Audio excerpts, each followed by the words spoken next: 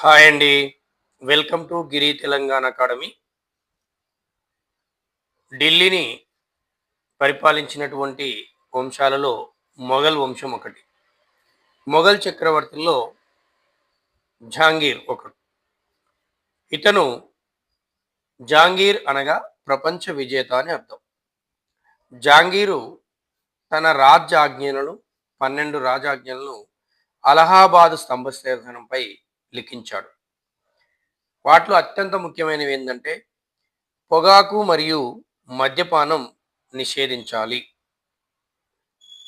మరొకటి గురు ఆదివారాలలో గురు ఆదివారాలలో జంతు బలిని నిషేధించాలి. వైద్యశాలలను ఏర్పాటు చేయాలి. ఖైదీలను విడుదల చేయాలి. ఇలా మొదలైన అంటే ప్రజాక్షేమానికి ఉపయోగపడేటటువంటి ఈ 12 రాజ్యాజ్ఞలను అలహాబాద్ స్తంభశాసనంపై లిఖించడం జరిగింది. ఎవరంటే జహాంగీర్. జహాంగీర్ అనగా ఏంది? ప్రపంచ విజేత అని అర్థం. ఢిల్లీ సుల్తాన్లలో బానిస వంశంలో గొప్పవాడైన బాల్బను న్యాయగంటను ఏర్పాటు చేయడం అనేది జరిగింది. సామాన్యులకు అందరికి న్యాయం చేకూరాలనే ఉద్దేశంతో అప్పుడు న్యాయగంటను ఏర్పాటు చేశాడు. అట్లనే మొఘల్ వంశంలో న్యాయగంటను ఏర్పాటు చేసినటువంటి ఎవరు చక్రవర్తి అంటే జహాంగీర్. అంటే జహాంగీర్ కూడా న్యాయగంటను ఏర్పాటు చేయడం అనేది జరిగింది.